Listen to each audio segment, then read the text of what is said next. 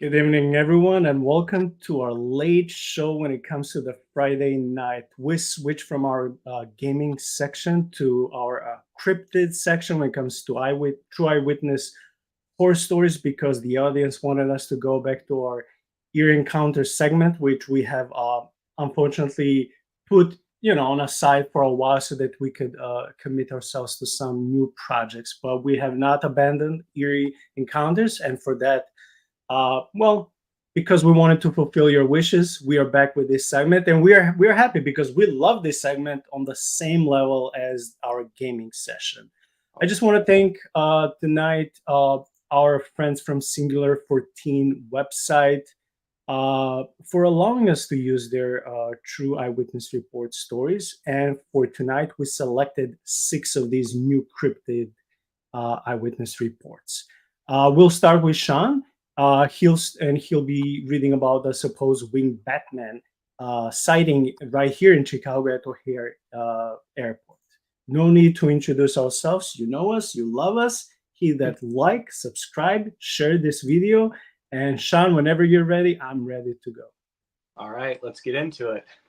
Okay, Miguel Navarrete of UFO Clearinghouse recently received the following report from a man claiming to be a firefighter stationed at O'Hare International Airport in Chicago. He says, "I work for the fire department and have been stationed at O'Hare International Airport for the last 7 years. This occurred on Thursday, December 29th at about 2300 or 11 p.m. at O'Hare Station 3, which is just past Terminal 2 and next to the HVAC plant that sits across the street. I was in the middle of my shift, and as usual, I would bring my laptop with me to watch movies and play games on. I was setting up my laptop when I realized that I had left my charging cord in my pickup. So I got up and ran outside to go and grab it and head back in." Just a second. I just want to say how I admire this Cubs honesty that he brought his laptop at work to play games and watch movies. He can be, well, maybe not fired, but he can be sanctioned for that. So you can see from the get-go that, hey, if you're a cop and you want to invent a story, you wouldn't go with this much transparency. You would say, hey, I was busy patrolling, I was watching CCTV cameras, stuff like that. But no, he said, like, I brought my laptop because basically I was bored. There's nothing to do. I just want to say that this brings credibility to the story if you know how to pay attention to small details. Hey, security guys never spend time on their phone or laptop, do they? All right. As I got my cord, I heard what sounded like a chirping sound, followed by what sounded like shuffling coming from nearby. I looked around, and that's when I heard the clicking coming from across the street. I looked up, and standing on the edge of the HVAC plant was a very tall, thin, human-like creature with huge wings that were spread out. This creature was looking directly at me with a pair of large, red eyes that had the intensity of a pair of headlights or one of the lights of the engine. It just stood there and looked at me and made this rapid clicking sound. I was in complete shock at what I was seeing and just how large this creature was and how enormous its wings were. They had to be close to 15 feet from tip to tip, and it had to be at least 7 feet in height. The body was thin, and its limbs were very thin and long. They looked like they would have been unable to support such a tall body, but apparently looks can be deceiving from what I was looking at. We stared at each other for about 6 to 7 seconds before this thing flapped its wings and silently took to the air, and within a few seconds it had disappeared. I stood out there for at least a minute before coming to my senses and realizing that I should get inside. Yeah, Sean, just a second. Just a second. So while I'm listening to it is your story. I'm thinking about the dead of the night. There's no one around, and then I'm reminded of the old cowboy western movies when they'll have duels, and they were like, who is faster to bring their gun and shoot the opponent. Imagine yourself walking. You're just watching that entity, and it's watching you back, so your eyes are locked. And you don't know, like that their eyes are penetrating your soul. You can feel the dread, you can feel the fear, you're getting goosebumps. There's no one there to believe it, no one to come to help you if this creature is about to come at you. And there's no way with that physical description you can fight back. And those 6 or 7 seconds probably seem to him like a whole lifetime, because you're frozen. Like I said, he's in shock. That means he's paralyzed. If that thing would throw itself or fly itself towards him, he'll be completely paralyzed and in shock and unable to defend itself. Now, I know it will be difficult for us to say, well, imagine if you're in his shoes, because thankfully we're not in his shoes. Right. But I'm just thinking, so like when you're dealing with natural predators, it's never personal. They want to defend the territory. They're hungry, so in that case, they can attack you. But if they're full and you go around them, they won't attack you. They don't kill you for pleasure. But with these demonic entities and spiritual beings and shadow creatures that we encountered in many stories, it seems like they have something personal against humans. And that's my trip now. Like if I were this cop and this creature is looking at me, I'll be thinking, is this personal? Why are you here with me, encountering me, and not one of my coworkers or some cleaning person or neighbors or far away? Why are you here? And when you're looking at me, can you tell telepathically something about me? Can you read my mind? Do you know anything about me? Is there, because this creature, if it exists, can easily follow any of us, can find out information. Then it can become very personal. So that's the thing that would scare me. So I wanted to ask you, what would be your thoughts like in those 6, 7 seconds when this creature is gazing at you? Can it read your mind? Can it know your intention? Like, would you think it can be something personal? Because those, supernatural predators, they're not just there by coincidence. So, if we think about predators, especially like your alpha predators, the top of the food chain. So you think of something like a puma, right? And that's a very stealthy animal, and it can kill basically what it wants, and you never see it unless it wants you to, right? So this is a creature that we have no reason to believe this person is lying, as we've already established credibility by them admitting that they were, not necessarily following the SOPs. So if he's seeing this, and as we'll discover, I think other people have seen it, then that means that this is a creature that can be undetected when it wants to be. So it revealing itself, standing on top of this HVAC building, which was across the street, probably backlit by the airport in the city, was probably intending for him to see him. And the fact that it has these clicking and chirpings, right? That's something that you see in bats, right? That's echolocation, but it's actually something that we more associate with marine animals like dolphins and whales. And those clickings and chirpings can actually be so intense that if they weren't in the water, them hitting you would kill you. So, I mean, this could probably, in a sense, be equated to the opposite of infrasound. Infrasound is so low that our body receives it without us actually being able to hear it, and our bodies react to it. And a lot of predators can do this. They basically disable their prey. This seems like the opposite end of the spectrum, where it's actually like extra sound or like Uber sound or whatever, where it's only faintly detectable, but it's such at a high pitch that we can barely hear it. But it obviously does something, because he was stalled there for like a minute, and I'm imagining he wasn't just there like, wonder what that was. He was probably just like he didn't have his faculties about him, because he was so disoriented by the encounter.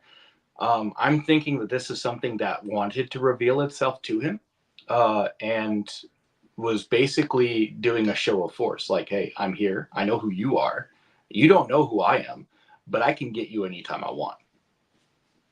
Yeah, perfectly said. And I just want to add that, in cases like you said, those very powerful ultrasounds, let's call them ultrasounds. I don't know why, but let's say they can even take away his life. In this case, he was just shocked and paralyzed. That means if this creature has the ability, to do that, then it probably has the ability to send those sound waves at will by the capacity and or velocity uh, at any level it wants. It can be lower to maybe confuse you. It can be mid-level to paralyze you. Or it can be stronger one where maybe you just lose your consciousness, and when you wake up, you're just like someone's meal.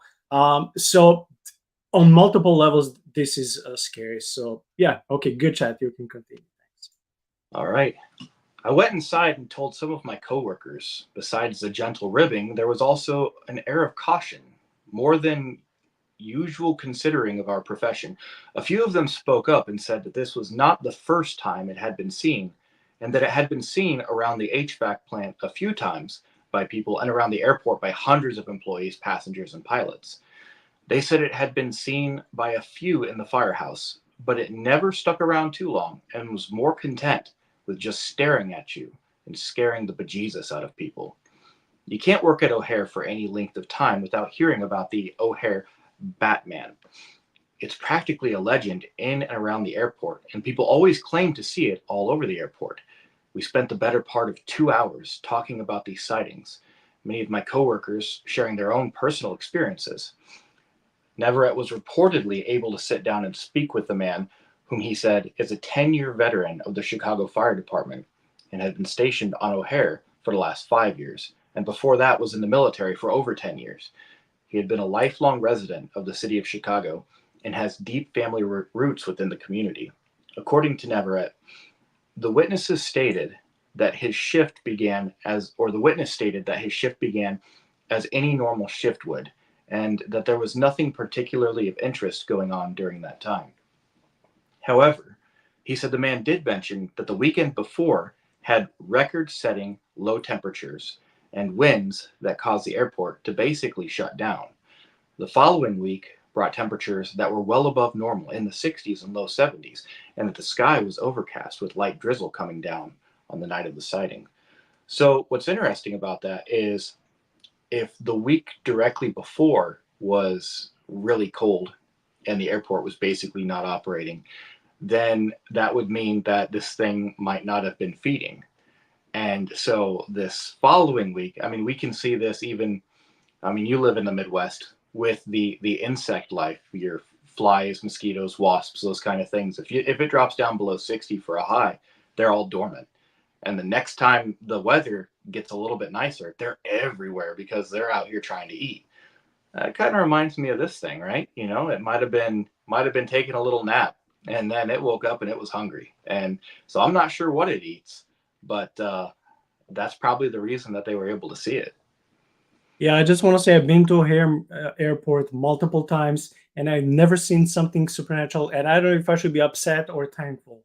I'm in between. I'm like, well, yeah, I'm thankful on one side because I don't want something to maybe lock, their eyes with me and maybe in a way tag me, remember me for the next time. But on the other side, there's like this skeptical part of me. I'm like, yeah, but I would like to see. I don't want to just read. The same with biblical stuff. Like I want to experience. I want to see. I don't want to just read about it. So I'm like, these Chicago Mothman sightings and different, UFO strange phenomena sightings are well known in Chicagoland. Uh, but I don't know anyone from my close friends that they have experienced anything. Neither did I. You always read about these other stories in other people, but it's never usually that happens to you. Well, and as many people as go through O'Hare, you would think that there would be more sightings of this. But if they're anything like me when I'm traveling, right? So you've got a layover of an hour at O'Hare, and your gates are a mile apart. So you're basically just sprinting through the airport in order to make your next gate. So you're not looking out the window to see what's going on out there because that's the least of your worries. You want to make sure you get there before your That airplane. that's a good point. And also, even if you have a long layover, let's say 2-3 hours, you're inside. Many flights are at nighttime. Usually, when this creature is seen, I think it's nighttime, unless I'm wrong.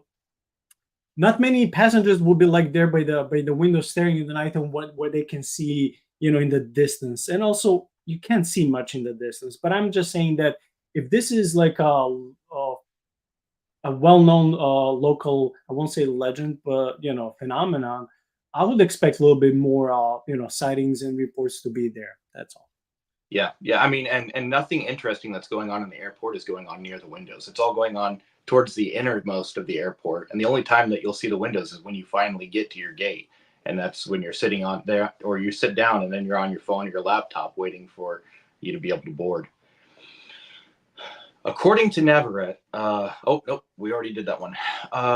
The man then reportedly reiterated the account featured above, adding that he also had an overwhelming feeling of being watched when he first heard the clicking sound, and that the shuffling reminded him of one of his children dragging their feet along. Navarrete said that the man also claimed to have made eye contact with the creature, but when asked if he felt anything while staring at the entity, he stated, other than obvious shock, he did not feel any feeling of dread or impending doom. The man reportedly described the creature to Navarrete as thin and at least 7 foot tall, with a pair of wings that were extended from its back. Navarrete said the man told him the wings must have been at least 15 feet in width and looked thin, like a thin piece of membrane.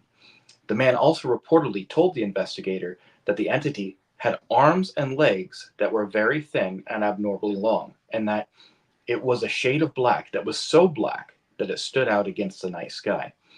Now, this is Sean, just a normal. question. I Yeah, was go about ahead. to say, have you seen the latest Alien Romulus? Have you seen the movie? Ah, I don't know if I can. Well, there's no way I cannot spoil it to you if I tell you. Well, do you plan to see the movie? Probably. But go ahead. I like spoilers. No, I mean, it's okay. I'll try not to spoil too much. At some point in the movie, there'll be a new hybrid, a new version of Alien that is like this super tall, super skinny uh, creature, and that has extremely long and extremely thin, both arms and legs. So now when he's talking about the Mothman, I'm Batman, but it's Mothman, right? Yeah. I'm thinking about the creature in the latest Alien movie, just with the wings. So I'm like, dude, that's creepy. What I was gonna say is when we're discussing things like shadow people, right? They always say that they are darker than black. That they were so dark that they were silhouetted in the dark room. That you could see this as something that was blacker than black, and that seems to be how they're describing this thing. All right. Otherwise, Navarrete said, he stated that no obvious features were recognizable other than the 2 eyes that were brilliant red. The entity, reportedly then, began to slowly flap its wings and took off by jumping off the building and flying away into the night in a southerly direction.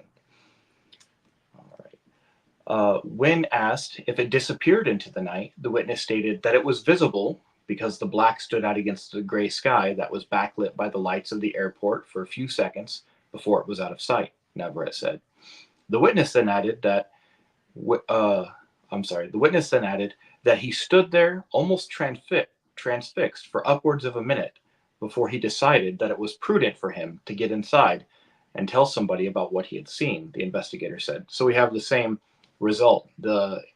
We have this thing, and then this person just kind of stands there dumbfounded for about a minute before realizing they need to get inside. And I just want to add, because I've read a lot of Mothman, eyewitness reports, both in West Virginia and Chicagoland. A lot of them are saying it's like between 6 and 7 feet, very tall, very skinny wings. When it's flapping, you can barely hear it or not hear it. As it comes, suddenly it also disappears. Suddenly, we don't have reports that, at least I know, that it ever attacked anyone. I'm glad people here didn't feel scared, because in some stories they do feel, like very like frightened, but also it's very particular with those red eyes. That's so copy paste in all these stories with Mothman. I was about to say Mothman prophecies because of the movie. With these Mothman sightings, like red eyes, that's like a must. Have you heard any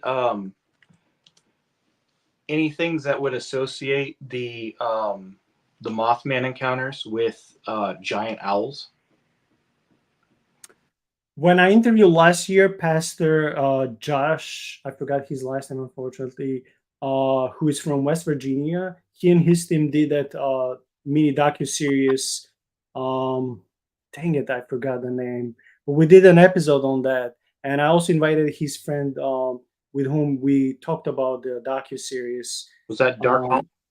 Yes, Yes, dark. Yeah, yeah. So when we spoke about this docu-series in episode 5 or 6, because there are only 6 episodes of this mini docu-series, they're analyzing uh, the original deity that would have been associated with Lilith or Lilitu, which is a pagan goddess, right? And they say how Mothman, according to their research, could have been associated with this deity, and also how to some people it will be almost like a huge owl. And they were like, "Wait, we've been living here our whole lives. Where is this huge owl coming from?" To some, but not everyone would see huge owl. But now Right. that you mentioned that, I remember I did like a little bit more than a year ago. Uh, so I did, 2 different episodes with the same topic with Pastor Josh and with his buddy, who's the main producer of this mini series. And dude, the whole story, like in one point, there will be like dozens upon dozens of birds like circulating them, and they're like investigating these things. Or they'll be like Pastor Josh is speaking with someone because he just baptized Christina at the river, who was possessed, and when she went into the river, when he was saying, "I baptize you in the name of the Father, Son, and the Holy Spirit," they say people witnessed there, they a demon left her because it was screeching. It was like a screeching owl. I got goosebumps now. And then he said when he went home, he didn't want to talk about this because it was so personal, but he would get phone calls from other believers from the church saying, calling him and say, "Hey, Pastor Josh, did you notice this? Was it just me, or there was like a possession?" And he said, well, he was talking about these things.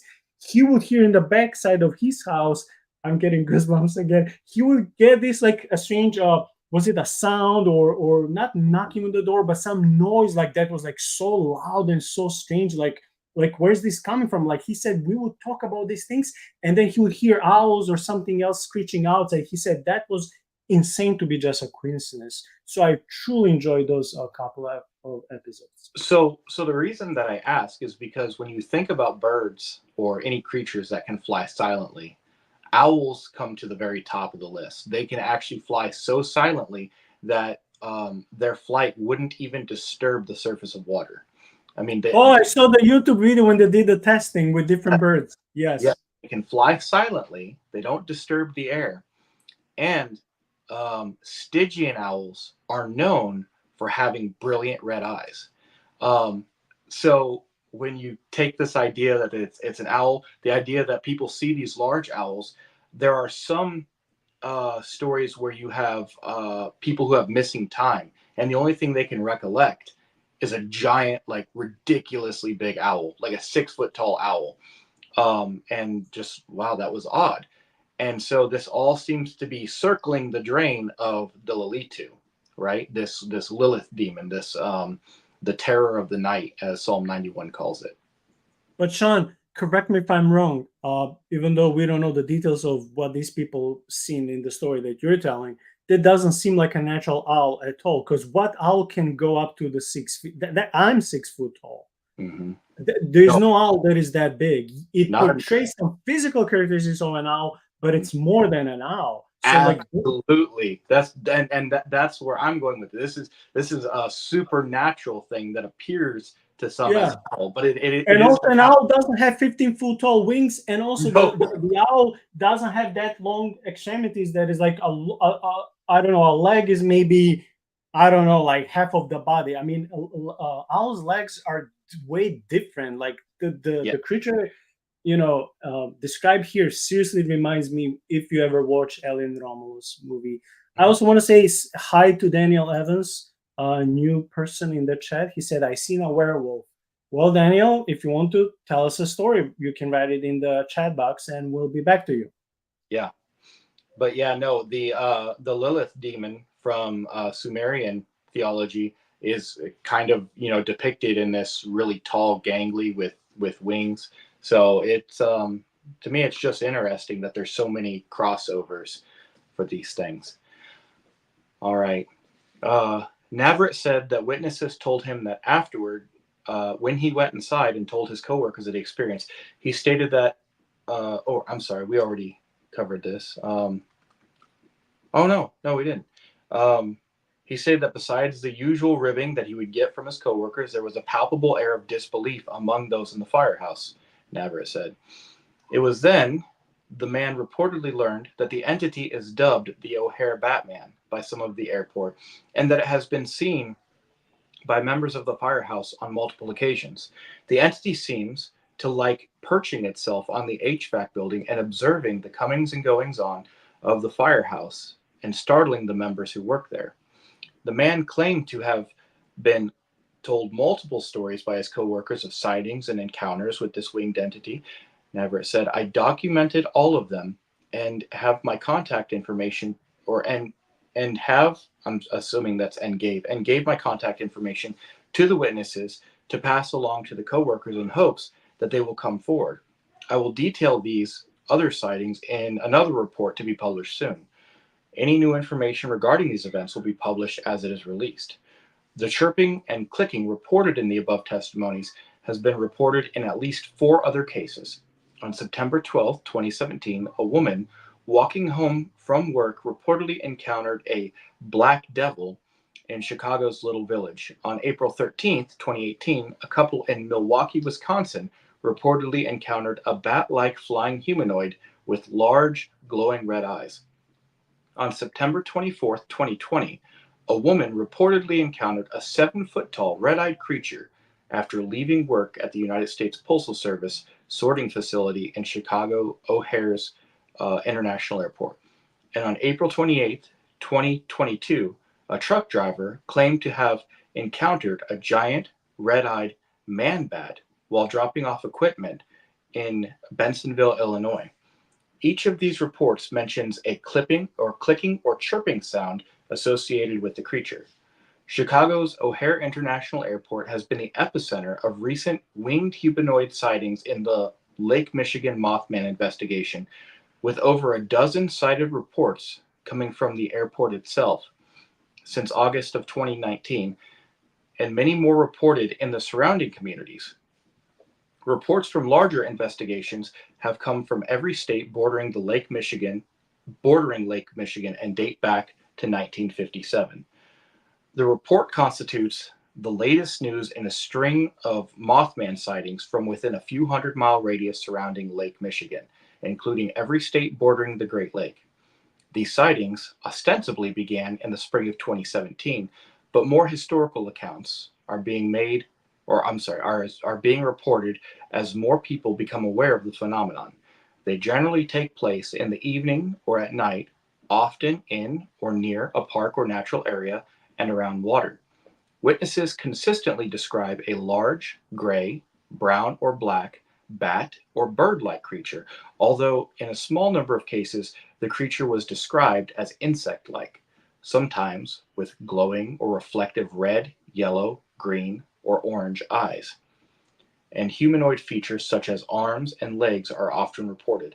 Some witnesses have reported feeling intense fear and an aura of evil emanating from the creature they encountered. Many of the sightings are also of something seen only briefly or are described only as a flying creature with few details, which leaves open the possibility that a misidentified large bird, such as a heron or a crane, or some type of anomalous avian species could explain some, although certainly not all, of the encounters.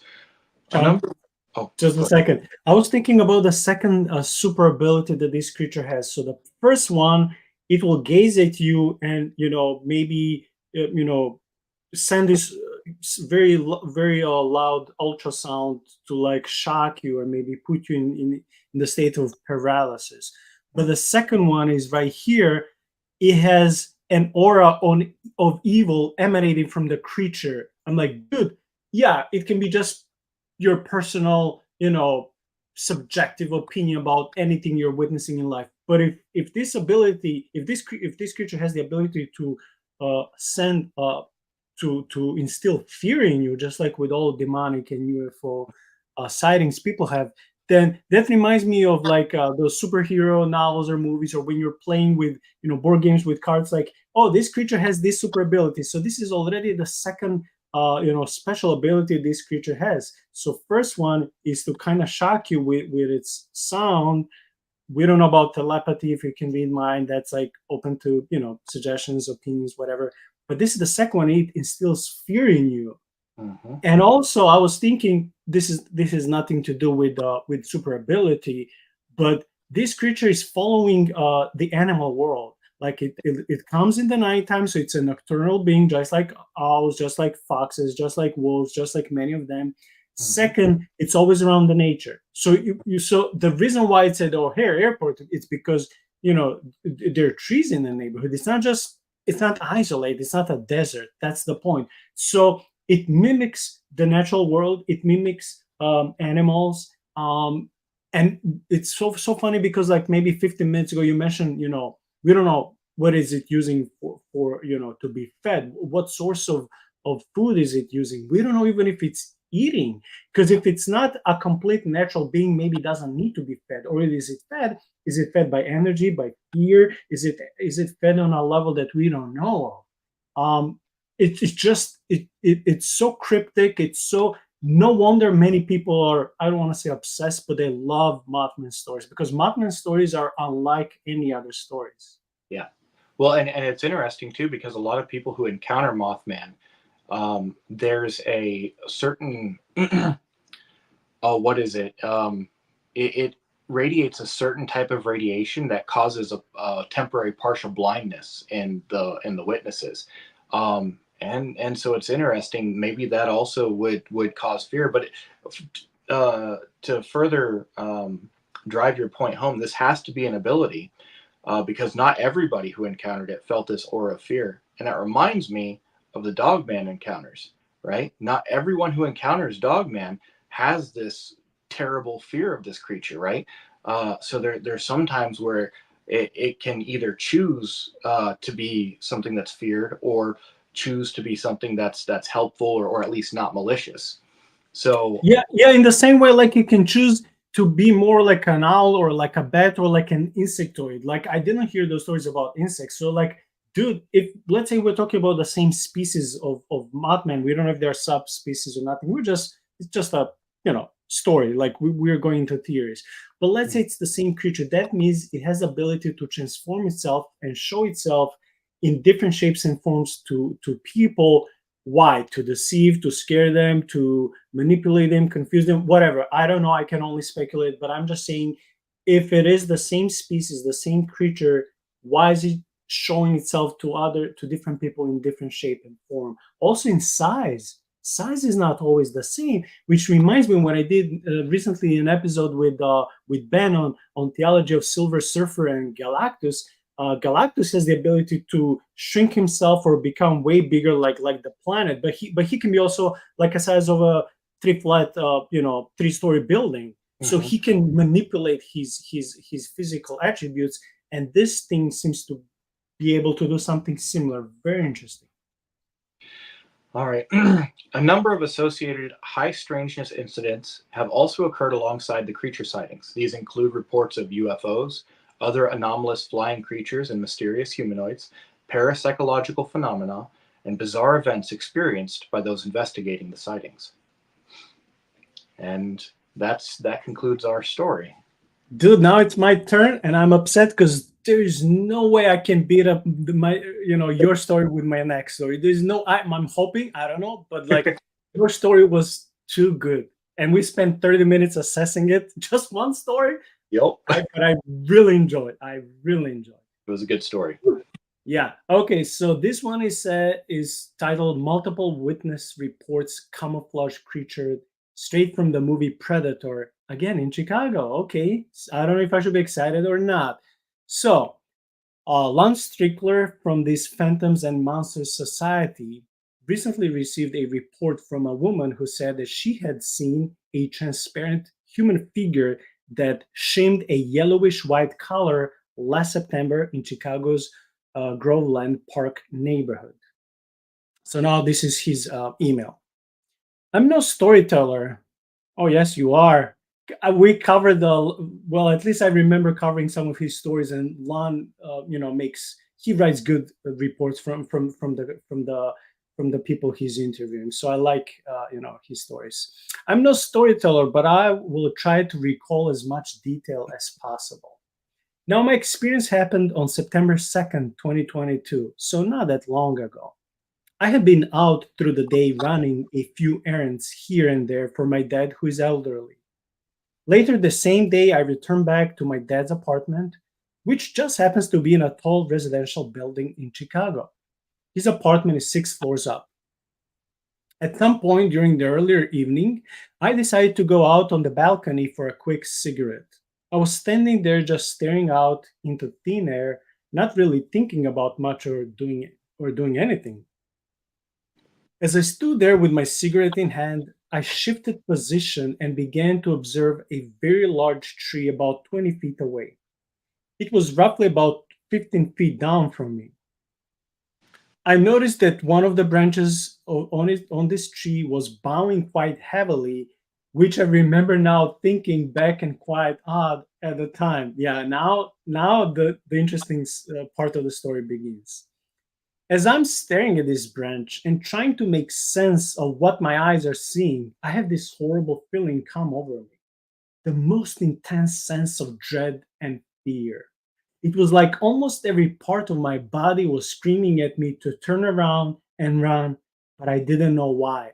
Sean, this is I think a perfect example of the curiosity kill the cat. Like sometimes you can't just help but like you just have to go to the end. If it's research or going to a place or doing something, it's not a sin, but it's like something in you, maybe even the Holy Spirit is telling you don't, but it's something in us as humankind, like, but you want to know. It's like, I don't know if it's a blessing or a curse. Yeah, I think that we have the the innate ability, and I think a lot of other creatures too do as well, to sense when a predator's around. You know, if you're watching Nat Geo, and there's a predator that's hiding or stalking in the bushes, it seems like everyone is on high alert. They don't know why they're scared, but they're scared. They're on high alert. Everything in them is telling them, hey, there's danger nearby. And so maybe that's also a gift that God has given us, that when we're near something that's kind of scary, all of a sudden our senses pick up. A lot of these Fortean stories, when they're encountering this supernatural alpha predator like a dogman or a Bigfoot, they'll say everything went quiet, and maybe it did everything went quiet, or maybe your senses just picked up and you're pushing out all of this static, and now you're like focusing and honing into what is actually going on out there. So it could be either one, but yeah, I think there's a great possibility that our senses are elevated when we know we're being stalked. Yeah, and I think this detail in horror movies is also true when suddenly, of course, this will have to be in woods or forest or something where it's nature.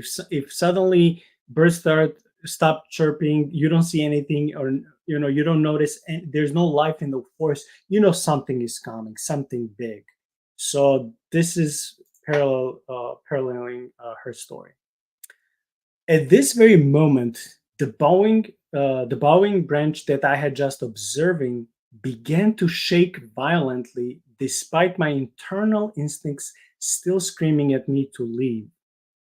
Curiosity had now gotten the better of me, and I started to move along the railing to get a closer look. Man, I wish it took the phone.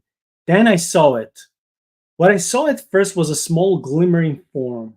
As I started a bit closer, as I stared a bit closer, this glimmer then became what I can only describe as a transparent human figure that shimmered a yellowish white color. I snapped out of my fixated stare and quickly took a step back from the railing. It suddenly hit me that what I was looking at was like something straight from the movie Predator.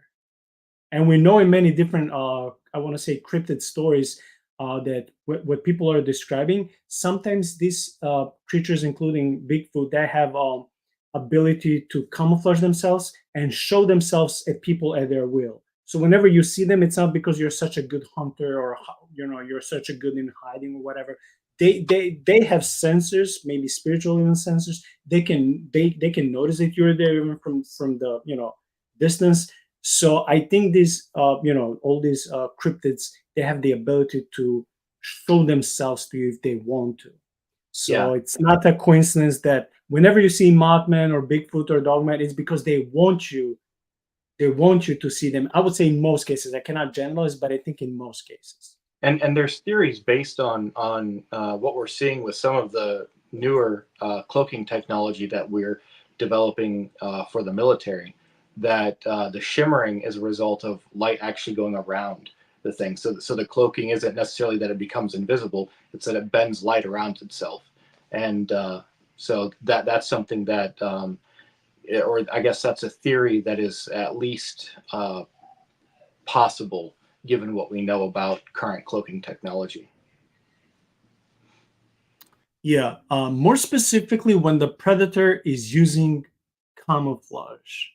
At that very moment, when I realized what I had just seen, this thing dropped out from the tree and hit the ground below. Dude, my heart would sink. I would be, whew.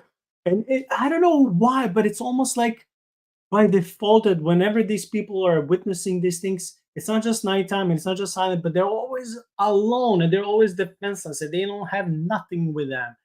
I, I, ah, okay. It landed directly behind a man who just happened to be walking past at the time. Oh my gosh.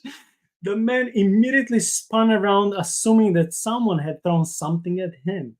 The only thing I noticed was a cloud of smoke or dust arising from the ground behind the man. I waited for some time, expecting to see this thing re-emerge from the dust or smoke, but it was completely gone. And I can tell, lucky you, because if that thing is so fast and can disappear at will, who is to say that it couldn't climb at your, 6-story building at the top where you were just, chilling and smoking? Um, at the same time, another neighbor just a few floors below had also observed exactly the same thing as me, and they managed to confirm all the same details. The neighbor and I then managed to track down the man who was walking past a few hours later.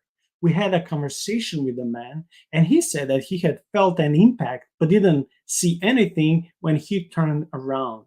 He also went on to report that he felt the same dread that I had experienced only hours before. Does anyone have any idea what these beings are? I feel like they can be dangerous. So this is the whole email. Lance Strickler said that he was eventually able to interview the witnesses by telephone. I was eventually able to talk to both witnesses by telephone, Strickler said. They both are very apprehensive about this entity. The woman who submitted the original report said that she believes that the entity still inhabits the area and that she occasionally experiences a feeling of dread when visiting her father.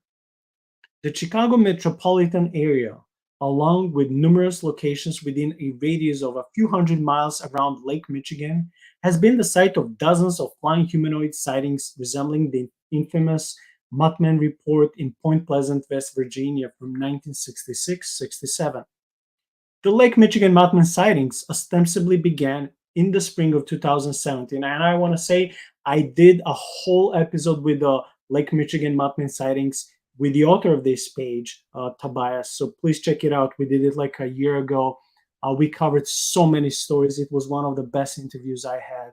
Tobias is not a man of God, but we still didn't prevent us to have an amazing interview and tell all these stories. So please check out that episode from last year. You'll find it. It's titled something like Michigan Mothman sightings. It was a really good episode. So these Mothman sightings began in spring of 2017, but historical sightings reports gathered since then back to 1957. These winged humanoid sightings have been accompanied by a variety of encounters with seemingly flightless entities like the one mentioned above. In Chicagoland, a woman said that she may have seen a mysterious humanoid creature while bicycling with her friend in the Cook County Forest Preserve on the afternoon of December 8, 2019. A couple said that they saw a large, thin man appear out of Schiller Woods. That's the place where I was supposed to go and investigate this summer, but it didn't happen. So I'm waiting for that opportunity next time. And that looked almost like a praying mantis. Dude, that will be crazy, but also cool to see such a creature. Just jet black on December 23rd, 2019. Wow, Sean, imagine a huge creature that is resembling praying mantis's eyes, but jet black, quote unquote. Dude, like we know. I don't know if you ever seen the A6 fighting. Sometimes I watch those YouTube videos when they put how black mantis usually in most cases ends up as a winner. So many duels with I don't know, with scorpions, with spiders, with different creatures, even big ones. It's so skilled in fighting. So I can't imagine a huge being that resembles praying mantis. I don't know if that will be scarier than seeing a dogman or Bigfoot. Oh. Probably so if it's faster. I would think it would be more terrifying than the dog man. I mean, the praying mantis is so fast, and it's so built just for not only being able to defend with its four limbs, but also to be able to attack. I mean, it's just crazy how fast it is. Like you said, scorpions, spiders, none of them are any match for a praying mantis. Not even male praying mantises are a match for female praying mantis.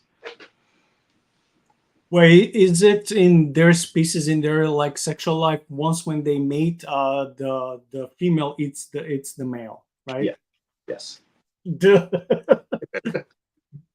You single men out there, be careful when you're dating, because That's right. that's why you should have enough sex mantis. before marriage, because you don't want to disappear. That's Okay. right. The next story was from a woman who said that she saw a very tall, very tall, skinny, all black figure about 7 to 8 feet tall, shuffling towards her while walking her roommate's dog in the Albany Park neighborhood on January 9th, 2020.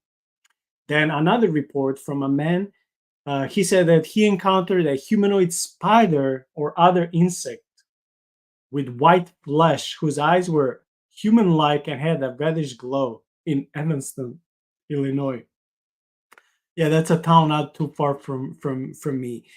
And this was in spring of 2020. Then we have a man who saw that who said that he saw an egg-shaped object fly over O'Hare International Airport and shine a brilliant blue light to the ground, through which a person appeared to be taken aboard the craft on January 23rd, 2020.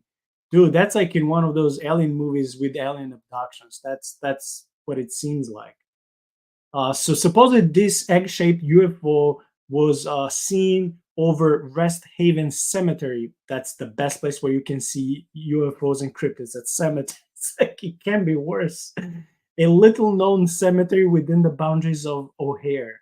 Also at this airport, a trucker said that he had encountered a diminutive, gray-skinned, black-eyed humanoid while picking up air freight on the night of July 31st, 2020. Additionally, a man in Richmond, Indiana said that he and his friend had seen a shadowy man transform into a big, black, shadowy cat-like creature. Dude, this is like in some of the craziest comic books you can find. After suddenly appearing out of a flash of bright light in June of 1993. I think, Sean, just based on this sentence, you can make a good movie. Again, a friend saw a shadowy man transform into a big, black, shadowy cat-like creature after suddenly appearing out of a flash of bright light. That's a like, portal. dude, like That's what that is. That's a portal, and I'm not going to be convinced otherwise. that's ridiculously terrifying. Also, the Spider-Man, I think we need to bomb wherever that was. Just absolutely level it, because we cannot have spider humans walking around. That's a good point. I don't know if that's worse than praying mantises, dude. I don't know. I don't know. Okay, and it says because of the sightings' close geographic proximity to reports of the Lake Michigan Mothman, some connection to that case cannot be ruled out. Man, basically, both from your and my story, everything revolves around Lake Michigan and O'Hare Airport, and I'm between these two. So God help me. Make sure you keep a can of Raid with you. That's like pepper Dude, spray. I need a big cross on all my windows and doors. Yeah. Holy water, some Gregorian chanting, candles. Fly strips. Yeah. And I need to eat a lot of garlic and onion. There you go. Will keep me away from will keep away any lady from me, but will also keep me away from all these cryptids. So I'm safe anyway. You Yeah, you don't want a praying mantis lady anyway. know. Man, you got another amazing story about cattle mutilations in Texas. Ugh. Okay, I'm jealous, but go ahead. All right. The Madison County Sheriff's Office in Texas reported last Wednesday that they are investigating several incidents involving the death and mutilation of cattle. According to a post they shared on social media, this is the post. Madison County Sheriff's Office are investigating the death and mutilation of cattle along TXOSR, a section of Old San Antonio Road in east central Texas. Ranchers advised a 6-year-old longhorn cross cow had been found lying on her side, deceased, and mutilated on their ranch. A straight, clean cut with apparent precision had been made to remove the hide around the cow's mouth on one side, leaving the meat under the removed hide untouched. The tongue was also completely removed from the body with no blood spill. It was noted that there was no signs of struggle and the grass around the cow was undisturbed. No footprints or tire tracks were noticed in the area. Ranchers also reported that no predators or birds would scavenge the remains of the cow, leaving it to decay untouched for weeks. While looking into the Longhorn Cross's death, 5 other similar occurrences involving 4 adult cows and 1 yearling were reported along each of the OSR running into Brazos County as well as Robertson County. Each incident occurred in a different location or different locations, pastures, and herds. The other cows were found in the same condition, lying on one side, with the exposed side of their face cut along the jawline and the tongue, once again completely removed. On 2 of the 5 cows, a circular cut was made, removing the anus and the external genitalia. This circular cut was made with the same precision as the cuts noted around the jaw lines of each cow. Okay, just a second. I wanted to say something.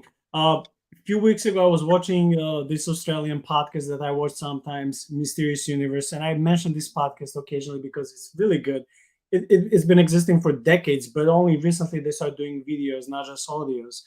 And every episode they mention these crazy cryptid stories filled with books, filled with eyewitness reports, and it has every story has it's like like an hour and a half long, loaded with information, right? So when they were talking about cattle mutilation, they had this theory based on either their assumption, but it's like an educational assumption. It's not just any assumption, or it may be even based on what some people said when it comes to details. I can't remember because I watch and I read a lot of stuff. But basically, besides it's the aliens, right? Besides the alien thing, which of course for us as Christian researchers and people who likes to study, we will see, well, it's demonic, it's not aliens, right?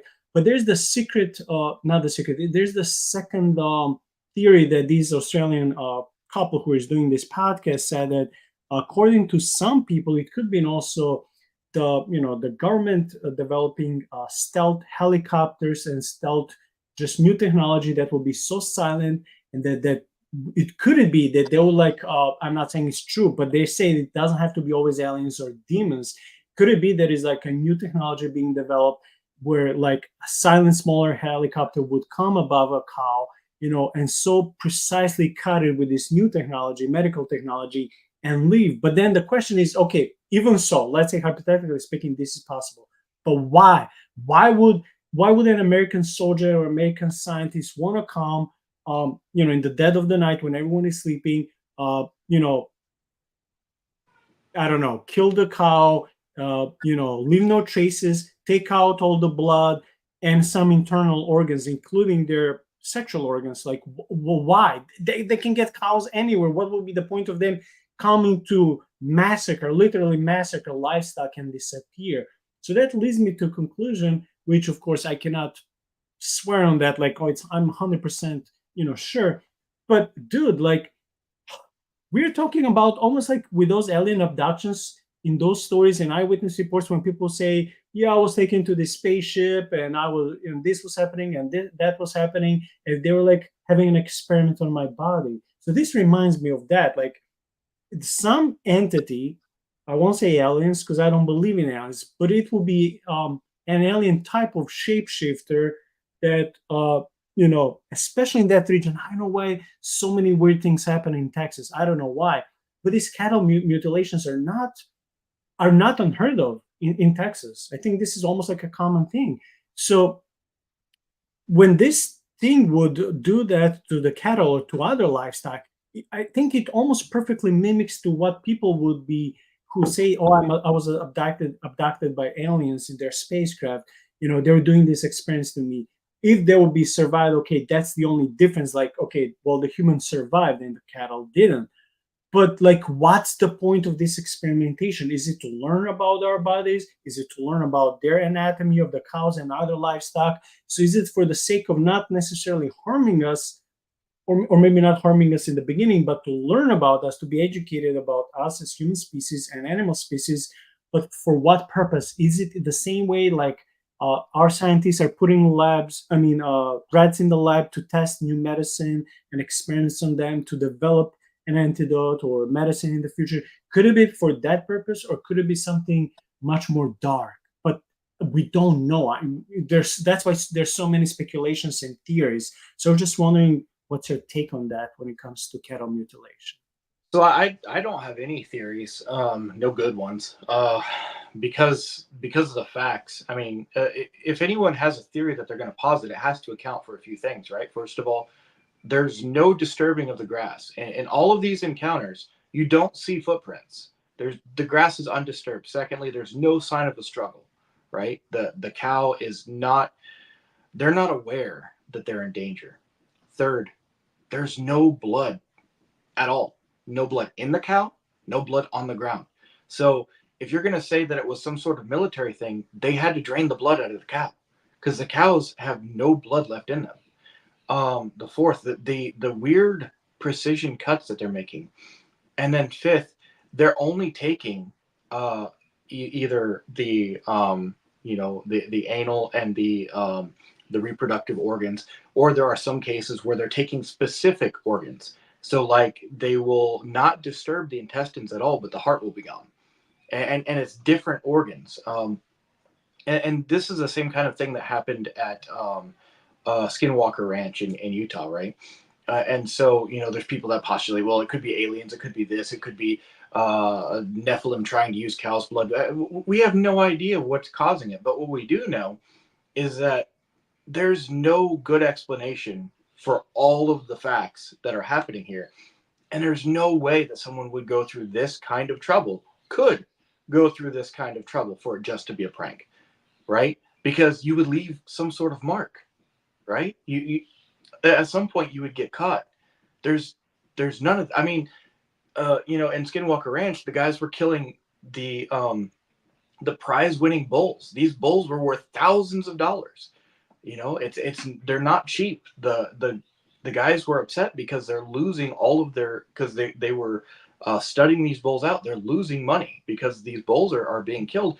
And so they were having detectives and criminal investigators come in to try to analyze, could you get any DNA off this?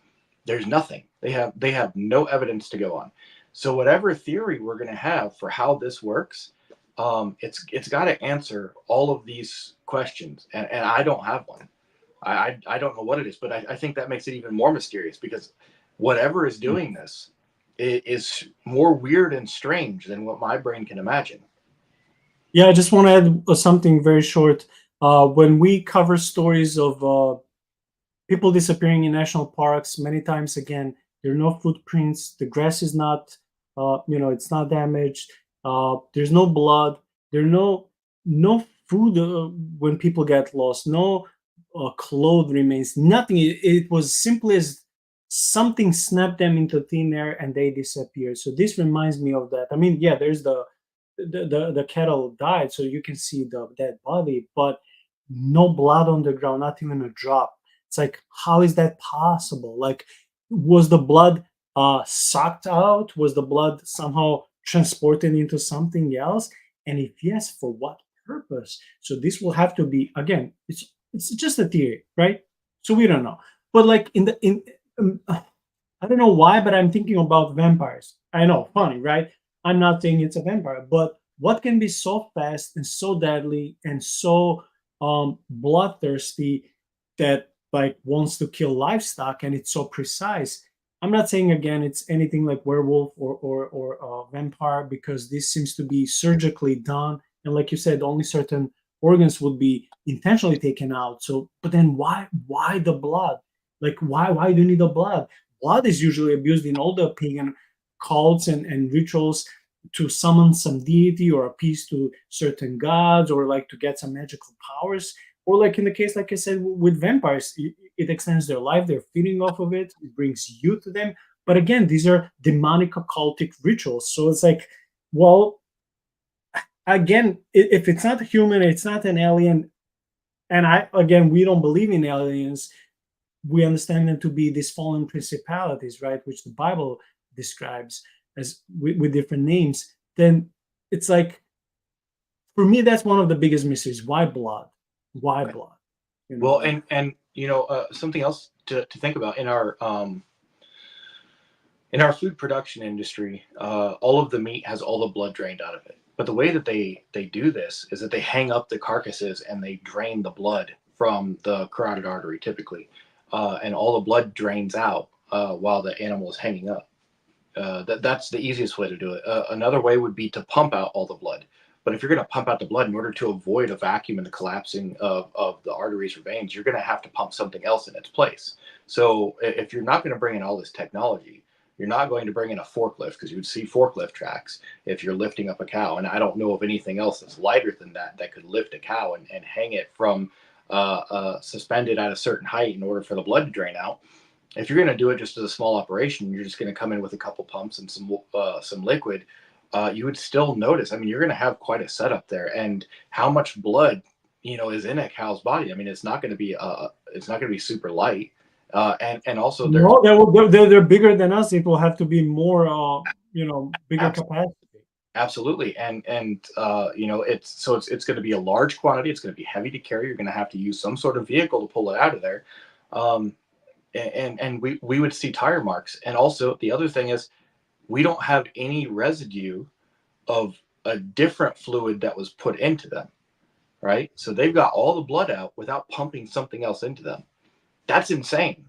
We don't know how they do it. So, all right. Just like the first, there were no signs of struggle or disturbance in the grass, no blood spill, and no noticeable tracks. No predators or birds would scavenge the remains for several weeks after death. The cause of death of all 6 cows remains unknown. Multiple similar incidents have been reported across the United States, and we are actively coordinating with other agencies to find answers. Please notify Madison County Sheriff's Office if you or someone you know observes any similar circumstances. And then it gives a phone number for any information. The cattle were found missing various body parts and with very little blood left at the scene. Also in 2019, Aaron Lynn and Jody Houston claimed to have seen strange lights over a pasture near Ocala, Florida, where a cow was reportedly later found to have had body parts cleanly removed. The death of these cattle are part of a larger phenomenon involving thousands of livestock deaths and mutilations that have been reported since the 1970s. The mysterious deaths and mutilations were so prolific at one point that they even drew the attention of the FBI. The reports are eerily similar, sharing the grotesque details of the missing body parts and the conspicuous lack of blood. The explanations for the death range from mundane illness to satanic cults or extraterrestrials, but so far they remain a mystery. Missing body parts are sometimes explained away by skeptics as the result of scavengers, although investigators often point to the clean, precise incision and lack of blood present as evidence to the contrary. Just as we said, how do you explain it? Sean, you know what also confuses me? Look, if you're having a farm and you live in a you have a land and you have all this livestock, you probably have many shepherd dogs, at least one or two. The shepherds, I mean, the dogs of any sort can notice things way before us. They'll be alarming the owner. They'll be barking. It will be so loud, like the owner will wake up, go out with a gun. Usually, right? That makes sense. But like, where are the dogs? What are they doing? How come they're not noticing? How come the owner is not hearing the dogs? Like, this cannot happen in a second. That doesn't seem, you cannot do this to us. I'm not saying it can last for hours, especially if this is advanced technology and it's something, ominous, something, spiritual. It's probably way faster than you and I can think of, but still it doesn't happen in a second. It must be something like, if people are saying, okay, it's a silent helicopter, it's a new government technology, okay, but it doesn't happen in 5 seconds. It lasts longer. Dogs can sense these things, like vibrations or sounds that we cannot hear. But even if it's like demonic entity that comes through a portal or just come from the woods, again, this will have to last at least several minutes or so to come, do this damage to the cow, take the organs, do with the blood whatever you want to do, disappear. This cannot last in few seconds. So my question is like, okay, the owner is sleeping, maybe it's 1, 2, 3 in the morning, okay, but like, where are the shepherd dogs? Like, Right. it's Well, like, and I don't know. and even if it was a helicopter, right? So if it were some sort of helicopter that's coming over, if they're in a grazing pasture and you have, acres and acres of grass that is knee high, except for the pasture that they're currently blocked in, you're going to have rotor wash coming down and displacing the grass. You're going to be able to see it.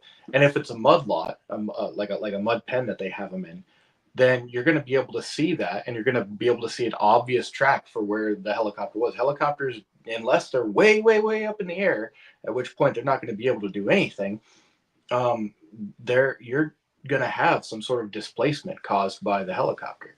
So it's not like, oh, well, it was just, that's like saying it's magic, right? Like there's there's going to be signs left by anything that you could posit for how this is happening, other than possibly, I guess you could say that it's just the owner of the cow, that they're staging this whole thing, draining the blood, doing all this, and then backfilling all of the dirt or the grass and making it look like nothing was there. I mean, you know, there's no reason to think they would, but if you were going to try to come up with a plausible scenario, that's the only one that would fit all the criteria. But obviously, there's no reason for them to do that. They're losing their livestock. Well, unless maybe they have some special insurance in the case of something like that, they can get more money than actually the cow is worth. But now we're going too much into like so many hypotheses. What if? What if? What if? They're like very vague. So Yeah. Occam's razor abhors that sort of thinking where we have to postulate all these layers of, yeah, we don't know what it is, and I think that anyone who thinks that they know either isn't dealing with the evidence, or the skeptic saying it was a scavenger. You just have to discount certain evidence. I mean, what do we do with the fact, that they're saying, well, it was a scavenger, but then we have these carcasses that are not touched by scavengers. So how are you going to say it was a scavenger removing body parts, but then you have no scavengers coming to eat on the cow at all? And that never happens, right? So what do you do with that? you know what? Why would not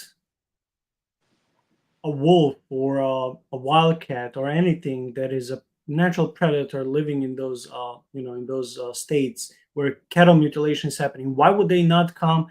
Because they can sniff the smell from miles away. Why would they not come and feast? Could it be that this entity, in the same way like natural predators, is marking the territory? Could it be that they can sense evil presence out there? They're like, I can sense food, but also I can sense something that is creeping me out, even Right. to like a large puma or wolf or something. They're like, we're not going there. Like, that's the only plausible thinking that comes to my mind. Like, why would not a wild animal come and just finish the cow because they're hungry? Yeah. Well, I mean, but even in that scenario, right? So you have, we've all seen the nature documentaries of a lion takes down this large wildebeest, and then you've got hyenas trailing behind it, wanting to pick up scraps, right? So even if you have an alpha predator, that's not necessarily conclusive proof that you're not going to have these tertiary consumers coming behind it wanting to eat up the scraps and the remains. So this seems to be something that's even further than that, and that it's just unexplainable. I can't think of a single time that I've seen roadkill or an animal dead out in the field that there's not an eagle or a crow or something just eating on it. But then if you see these cattle and there's no carrion coming to eat them, like that's just ridiculous. Before I start reading my story, do you want to maybe explain in one sentence to the audience what is Occam's razor? Because you just mentioned, and I think most of the people don't know about that philosophical term. Yeah. Occam's razor is so. Occam was one of the early scholastics.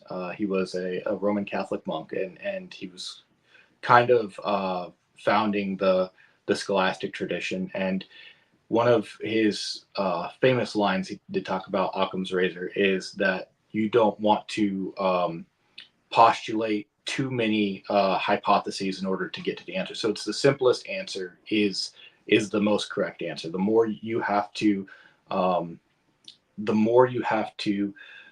posit in order to get to your answer, the less and less conclusive, or the less logical, the less linear it is. So it's the least amount of postulations is the most probable answer. Yeah, so basically the most logical answer, the simplest answer is usually the most correct one. It's not always like that in detective movies and stories, but in real life, that's usually what it is. Yeah. If I get home from work and my car is not in the driveway, I could either assume that my wife went to the grocery store, or I could assume that there was a band of Iraqi firefighters that were just here on vacation, that were traveling through my neck of the woods, decided to see my house, broke into my house, got the keys, tested which car it would go on, and then they chose my car to go, and now they're on their way to Florida to do some hit job. Like, yeah, I mean, is it possible? Sure. But is it probable? No. I don't think they'll be going to Florida anytime soon. But okay. Okay, so my story is about this cryptid canine during inexplicable darkness. Dude, I'm already getting scared from the title. At Rock Cut State Park in Illinois. I don't know why I'm getting all these stories in Illinois. Like, why is it not somewhere else? Okay, again, Lone Strickler from Phantoms and Monsters website recently received the following report from someone claiming to be an amateur photographer who said they experienced a period of inexplicable darkness during which they encountered a cryptid canine while at Rock Cut State Park in Illinois. Hi, I came across your site and I was reading about the Chicago winged humanoid sightings that you've been investigating. I have also noticed that there have been sightings reported in the Rockford, Illinois area. I had a strange incident occur a few years ago, and I was wondering if you could give me your thoughts on it.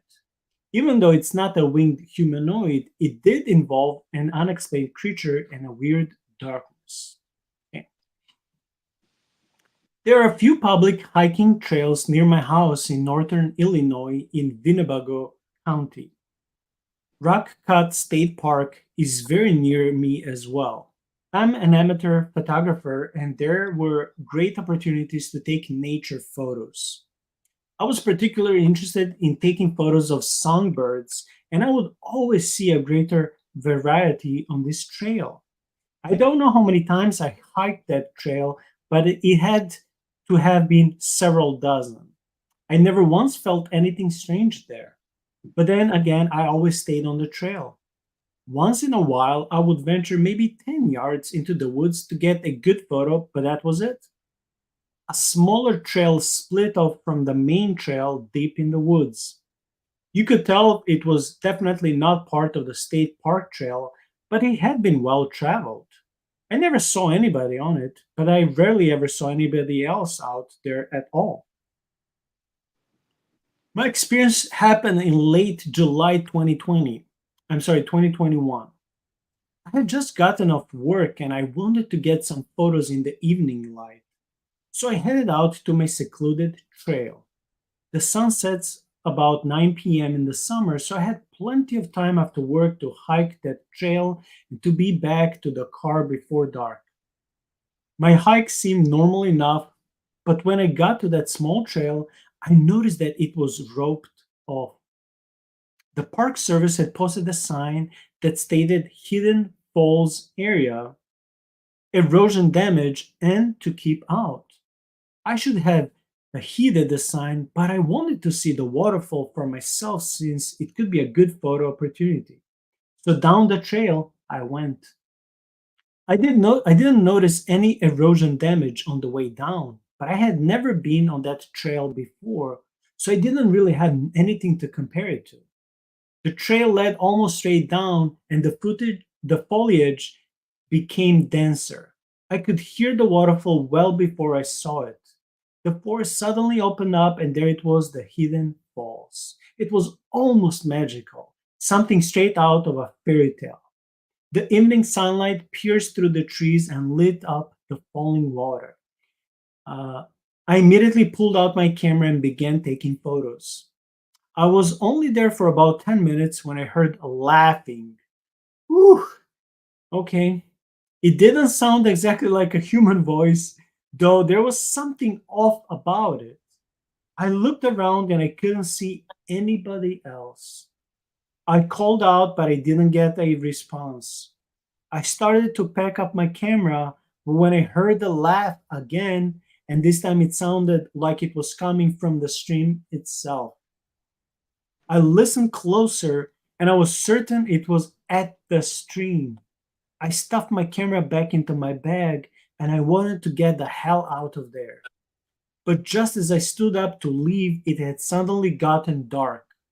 I don't mean dark like the sun was setting, I mean dark like in the middle of the night. I looked at my watch. It was 6:45 p.m. and I knew I had about 2 hours of sunlight left before it was dark. I could see stars through the gaps in the trees. I didn't know what was going on, but I knew something wasn't right. I had to get myself back to the car as fast as I could. Sean, your thoughts before I continue, and then I'll tell you my thoughts.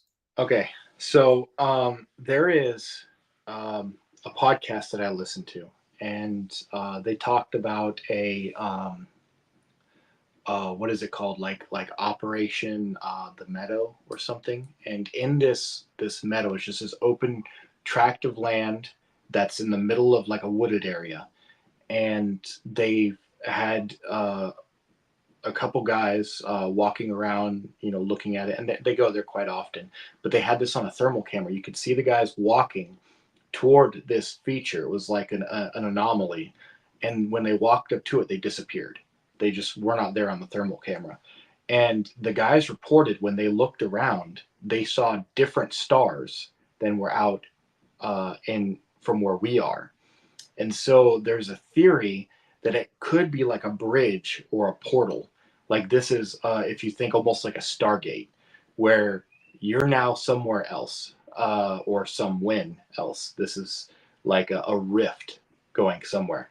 And so my thoughts are, 6:45, it doesn't get dark for another 2 hours and 15 minutes, 2 hours and 30 minutes, something like that. And now you can see stars out. I'm assuming that wherever you were walking, you ended up walking into one of these.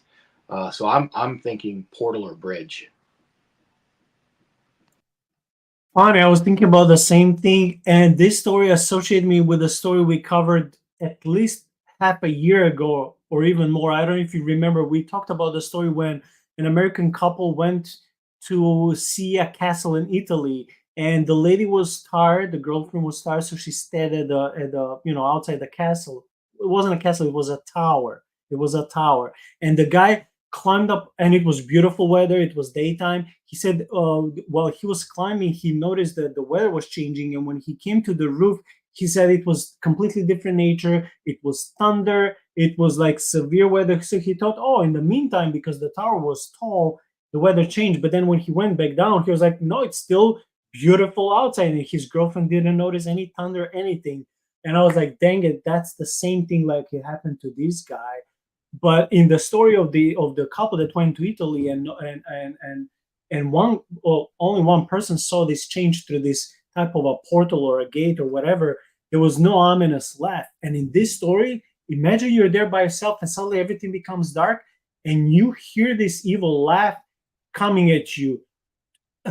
It's like, I'm sorry, but this is like one of the worst living nightmares that you can be in. Like, dude, what do you do? Like, you can only scream the name of Jesus, and that's it.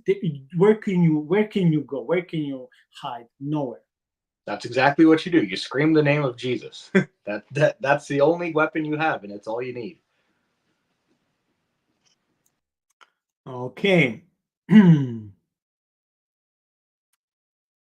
So he said that he noticed something wasn't right, and then he had to go and fastest to his car as he could. I got on the trail heading out and used my cell phone as a flashlight. As I climbed out, I heard the laughing again, but this time it sounded like it was coming from the trees. Whew. Okay, so I aimed my light at the trees, but I couldn't see anything. Then I caught it. A pair of eyes reflected back at me. Please don't tell me those eyes were red. Please don't tell me. Don't tell me. They stared at me for a moment, and then the laughing began again.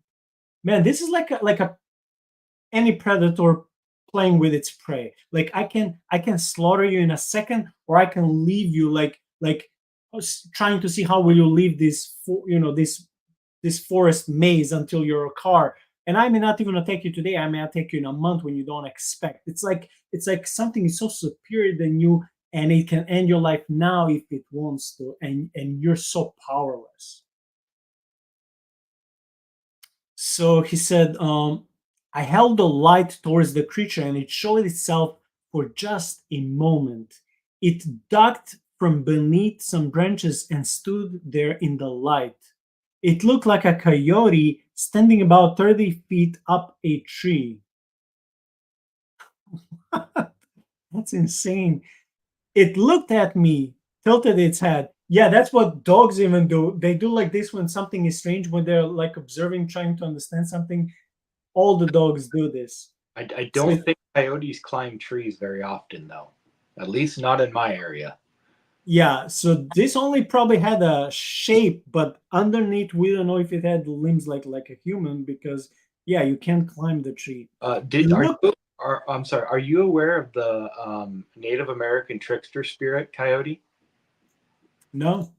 Yeah, so that's part of in this area. I'm not sure where is this in Illinois. Okay, so in this area, yeah, there's a Native American trickster spirit called Coyote.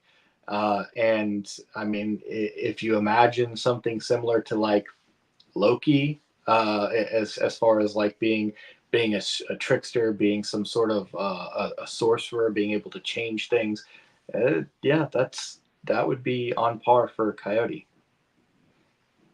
Dude. Okay, so it looked at me, tilted its head, and it smiled, but not like a dog smile. I don't quite know how to describe it, but I knew it wasn't a coyote. As soon as it revealed itself, it laughed again and I ran. I literally am having goosebumps as I'm reading this story, the same way when we covered the other story with the Mothman, and when it made that person paralyzed.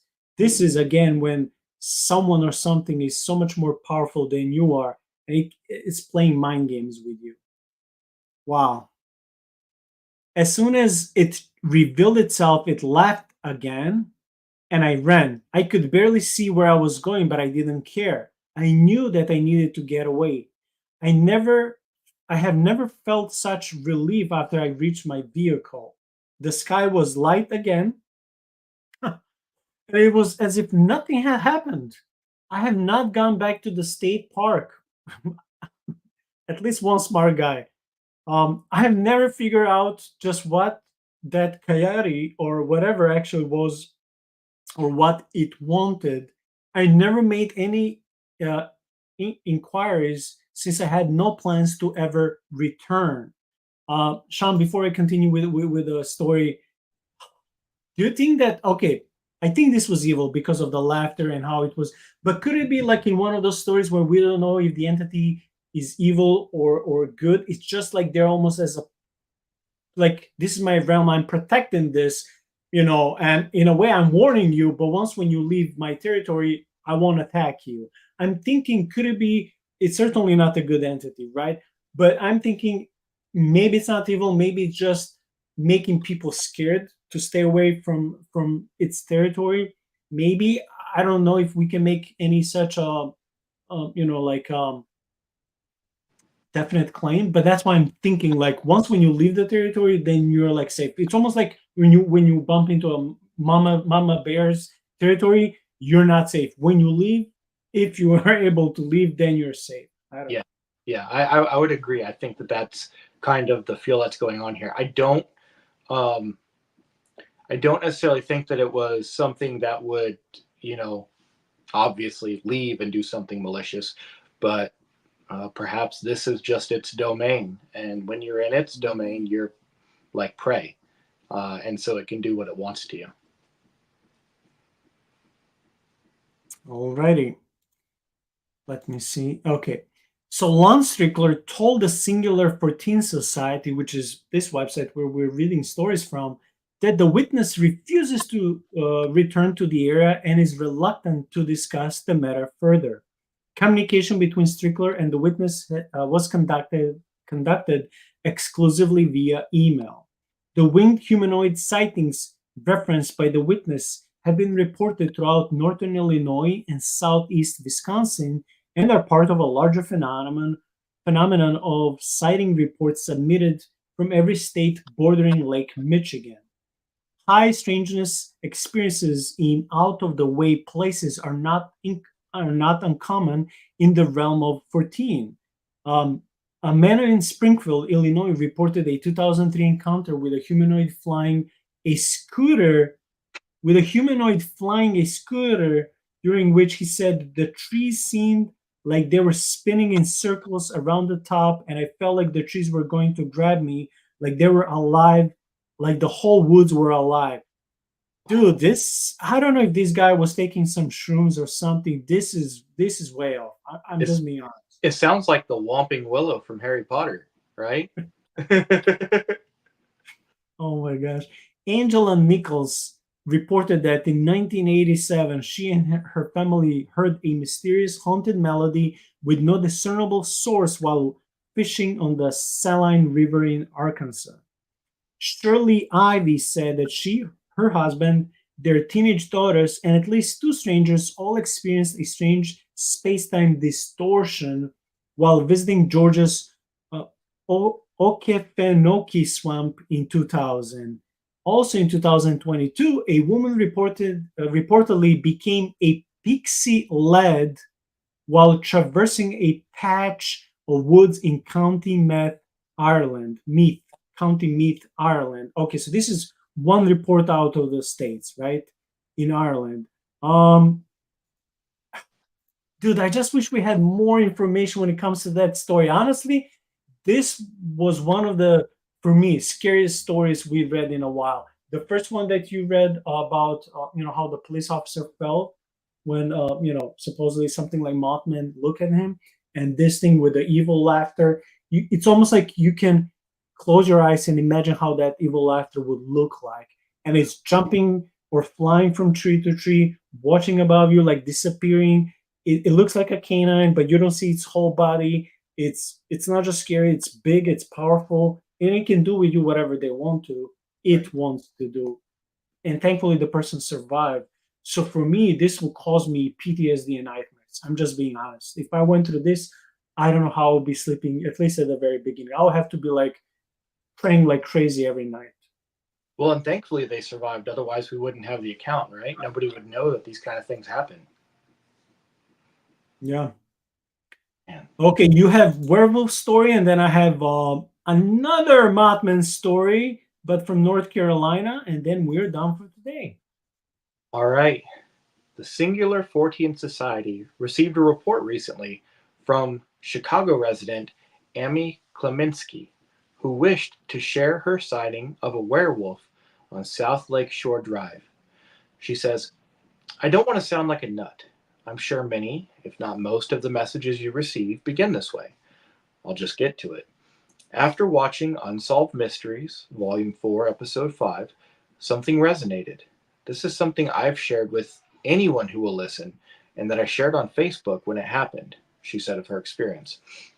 Kleminski's sighting took place during the early morning hours of March 8th, 2016, as she was driving to work. I live on the north side of Chicago, but I work, since 1996, for a steel mill in Gary, Indiana, with a 4 a.m. to 2 p.m. work schedule. The toll road system here is too expensive for the everyday traveler, so I use a combination of highway and smaller roads to travel back and forth. The way there is pretty quiet from a traffic perspective, especially on South Lakeshore Drive, where the event occurred. It is still well lit, though I'm sure for safety reasons, as it is right next to Lake Michigan. It's bicycle and pedestrian path and public beaches. On March 8th, 2016, I was traveling from Chicago to Gary on South Lakeshore Drive near 31st Street when I had to slow down after catching something out of the corner of my left eye. I'm very careful at that hour to watch for animals and for teenagers who might be hanging around by the lake doing teenager things and then stumbling invisible across the road. I had heightened alert this morning because of the weather. My Facebook post when I arrived at work even mentions that the high that day for Chicago was going to be 67 degrees, very warm for Chicago on March 8th, a time of year that still sees blizzard conditions. What I saw was a naked adult, fair-haired, white male lope across the road from the Lake Michigan side towards the city neighborhoods. When I say lope, I mean on all fours like a dog and bounding away or toward something. This was not, however, a dog, coyote, or fox. It was a naked, full-grown man with his body contorted into the gait of a canine and moving at a good clip. At the time, I remember saying to myself, I just saw a freaking werewolf. I checked the moon trope for werewolves, and it was actually a new moon. I posted it on Facebook when I arrived at work. I told a coworker, and he asked, like many after him, why didn't I call 911? And say what? Sorry, busy 911 operator. I just saw a possibly transitioning werewolf, naked dog man, lope across South Lakeshore Drive. The baffling nature of this experience stuck with Kleminski and inspired her to search for answers. But it wasn't until she saw investigator Tobias Wayland on Unsolved Mysteries that she decided to contact the Singular Fortean Society. Sean, just a second. Uh, Imagine you're driving there and you notice something like that. Like, dude, whom can you tell? And even if you call cops, they would absolutely think you're insane. Would you even try calling 911? I wouldn't. What have you had to drink today, sir?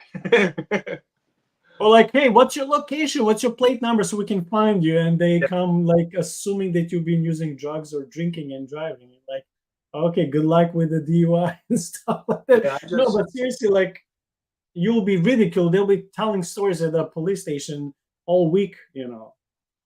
Yeah. Hello, officer. I just saw Justin Bieber scurry across the highway. Oh, okay. She says, over the years, I've shared the story. I tried to Google other sightings or to find similar stories on Reddit, etc. I've never found anything.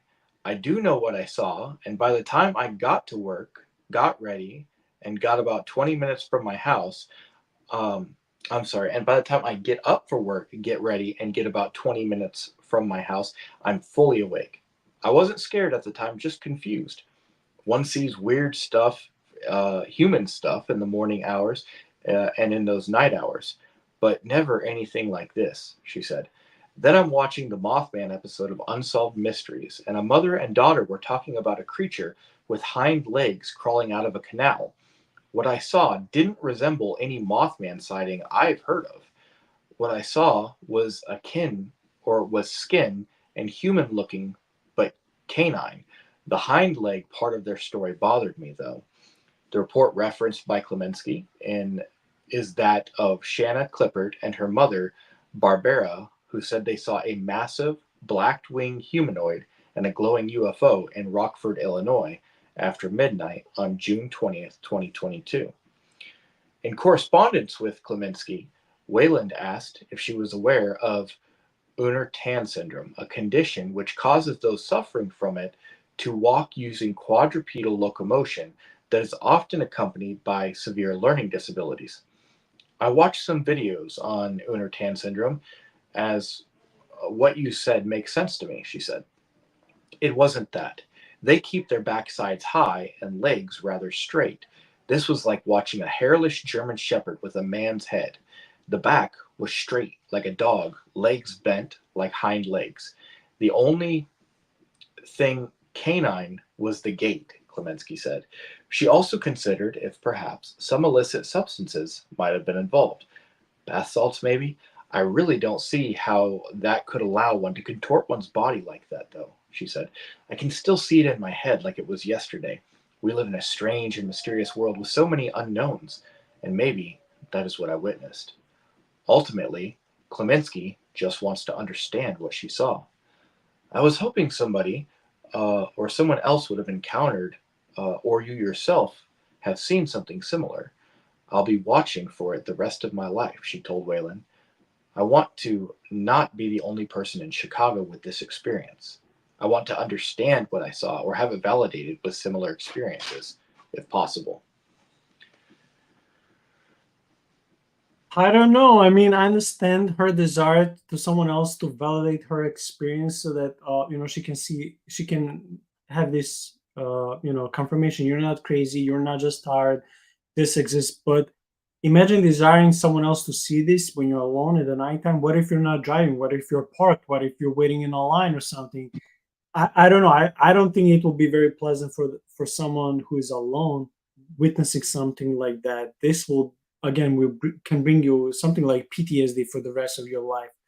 But also the description, even though it was very vague, I think it rather portrays more the person from the previous story that I was reading in the woods, right? When with this evil laughter, because it was like kind of coyote. So in a way, it can be something closer to that than to the Mothman. It doesn't sound like a creature that would resemble Mothman. Maybe have some similarities, but it doesn't seem to be the same person. Also, what I noticed that in some stories, like in one story, it was a car or truck driver that happened to see this mysterious entity that was in the process of uh, metamorphosis when it was like becoming another creature or becoming full itself, or maybe coming from the spiritual entity to a physical entity. So I'm wondering if this woman was driving on the highway, if she was passing in that moment when she didn't see the full figure, the full transformation, but she was maybe in the middle of it. So that's why it looks so grotesque. It could be. Yeah. Just kind of weird. Okay. So this is the last story for today, and it's coming from September 13 of this year. And it's about a woman who is reporting unsettling series of strange events following winged creature sightings. Thank God in North Carolina, not Illinois anymore. Okay. The Singular Fortean Society was contacted last month by North Carolina resident Megan Boyd, who wished to report her sighting of a mysterious winged being. I saw you on the Mothman Revisited episode of Unsolved Mysteries and wanted to reach out about my experience to see if you had any similar accounts, because what I saw was slightly different than the accounts on the episode, she told the investigator Tobias Wayland. And Tobias is the one who was my guest last year when we talked about Mothman Lake Michigan sightings. Megan's experience took place between 6 and 7 p.m. on November 1st, year 2000, in Ruffin, North Carolina. She was in the high school at the time, and her then boyfriend was driving her home.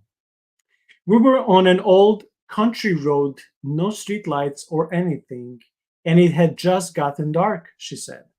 I saw what I thought was a ghost decoration in the distance, high up in a pine tree by the road, since it was just after Halloween. Dude, this was happening in this season, basically. I was confused as to why someone would put a ghost up that high, and as we got closer, it became very apparent it wasn't a ghost decoration. What Boyd, so this lady Megan Boyd, had initially thought to be a Halloween decoration turned out to be something far stranger. It was huge and opened up its wings. It was all white, not black like the sightings on the show. It swooped down as we were driving past us and scratched the top of his SUV. It then started to follow us. Dude, that's like I was saying earlier in one of the stories. It's the worst. It's not the worst thing if you lock your eyes with some entity. The worst thing is if it's tagging you and wants to follow you. Then I don't want to say you're doomed, but again, only Jesus can help you in this situation. It was at least 7 feet tall with a massive wingspan. The wings looked like bat wings. Sean, I'm getting deja vu of the Jeepers Creepers experiences. Yeah, absolutely. And it reminds me of the Chicago one, except for not black. Obviously, this was white. Well, this is North Carolina, so if there is Jeepers Creepers, better stay somewhere there, not close to me. Yeah.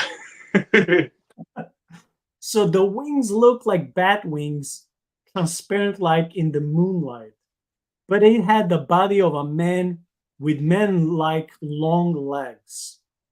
Her boyfriend sped up in an attempt to escape, but the creature stayed with them for several miles. Dude, so Jeepers Creepers. Yeah. Despite their vehicle reaching speeds of at least 80 miles an hour. I don't think 80 miles an hour is enough. Then suddenly it was gone. When we got to my house, we looked on the top of his SUV and it had huge scratch marks. I immediately told my father, who made fun of me. My siblings and him tease me to this day, except for my brother. Because 14 years later, back in 2014, around the same time of the year, he saw the same creature also in the same town, but instead of at night, it was very early in the morning when it was still dark outside. What's really weird is that when my brother saw this thing, it was less than a quarter of a mile from my home. My brother was living with me at that time because I was a single mom of two young boys. And there's a photo and a map where we can actually see this. You can see this story on the singularforten.com. It's one of the latest stories, so you can see the map for yourself.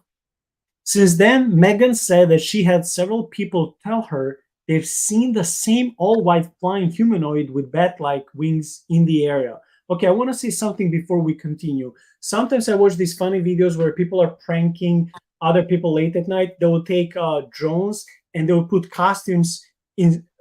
Well, they'll put a drone inside a huge, scary costume, and they will calibrate and guide it with a remote control, sort of a joystick, and it has the distance it can go out, I don't know, maybe half a mile or a mile. It can get that sort of a radius. So people who are like pranking other people late at night would hide, and they would have this flying drone, but you don't see the drone, you just see a flying either a witch or a ghoul or whatever creature you wanted to make, like ghost, and people would be scared. And late at night you can't see, right? You can't tell, you actually think it's something. So at first I was thinking, could it be something like this?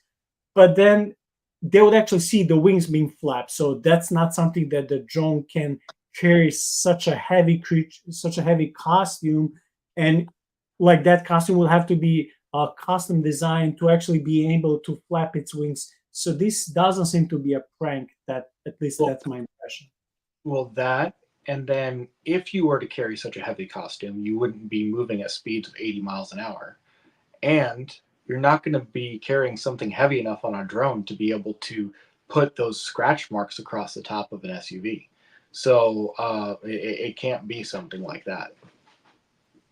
Good point. Good point. um Okay, other people in this area have had similar sightings.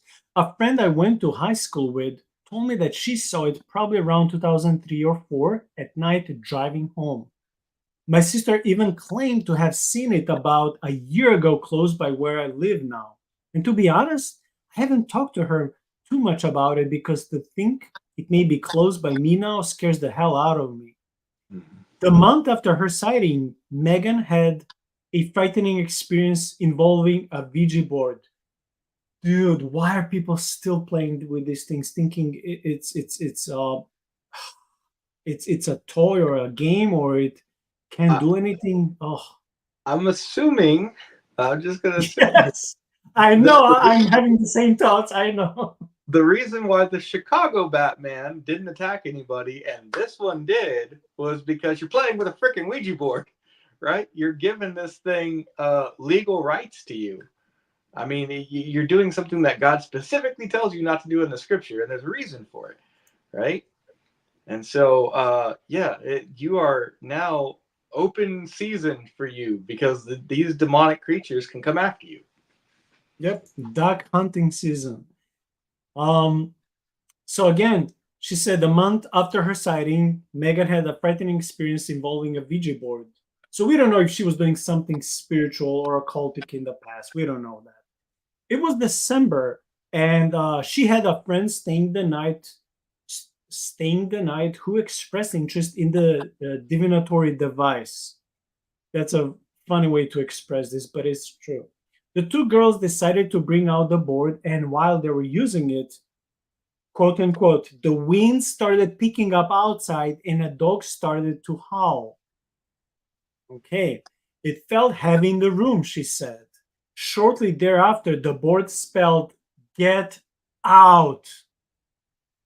Immediately ill at ease, the girls decided to stop. I actually threw it away not long after, Megan told Wayland. That's the first smart thing she did. Until you ask, she's now talking back to Wayland, and until you ask if I had experienced anything else unusual before or after my sighting, I didn't really consider a connection to my sighting and this experience. Following her encounter with the winged creature, Boyd found herself suddenly afraid of things she had been perfectly comfortable with before. So the fear came with the after the Ouija board experience came. So we can at least confidently say that. So at least we have this clue. Now she's telling her story again. For a long time after the incident, I had nightmares. Not just about what happened, but other really bizarre nightmares. Sometimes I would wake up and feel like someone was watching me from my bedroom window. Man, I'm getting these silly goosebumps again, and I don't like it because it's late at night. And where's my computer? I have a huge window size of me right there. Where's my computer?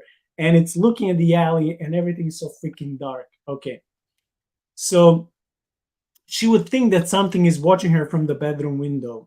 My window was about 10 to 12 feet from the ground, though. Okay, so it's a bigger window than mine. I would also, I also wouldn't go outside at night for a while. And I was a girl who loved being outside and wouldn't even camp out our trampoline. I wouldn't even camp out on our trampoline to fall asleep under the stars.